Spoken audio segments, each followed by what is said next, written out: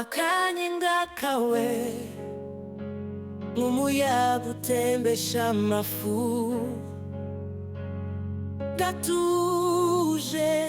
gatuza umutima nk'imvura itonze ku gicuku. Ijwi ryawe risukuye isoko ikomeza gusuka, rigatemba buhoro rikanyura umutima wanjye utuje.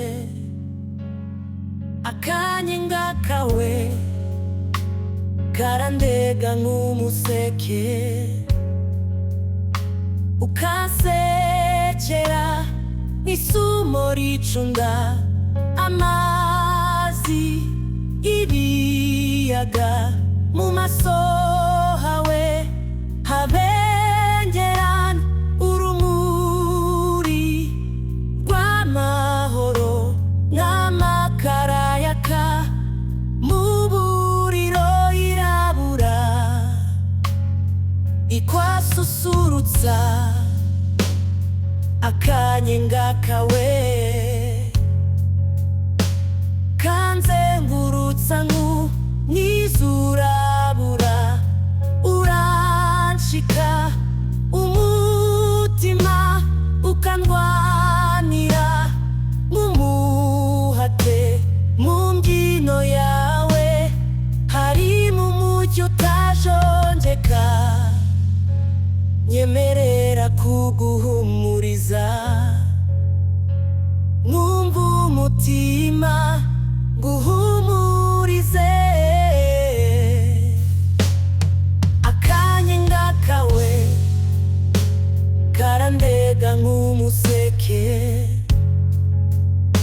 ukansekera nk'isumo ricunda amazi y'ibiyaga.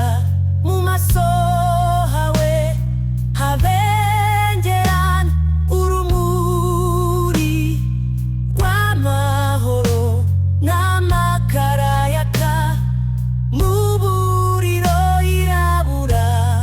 Akanyenga kawe karandega nk'umuseke,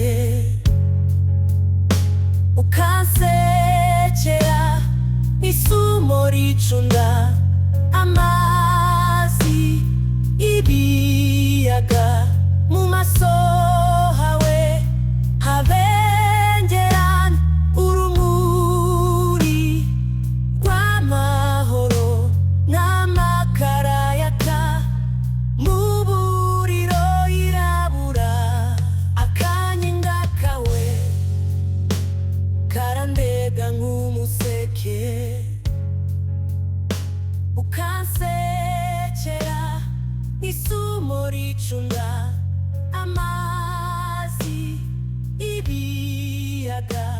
Mu maso hawe habengerana urumuri rw'amahoro n'amakara yaka mu buriro yirabura. Akanyenga kawe karandega nk'umuseke, ukansekera nk'isumo ricunda amazi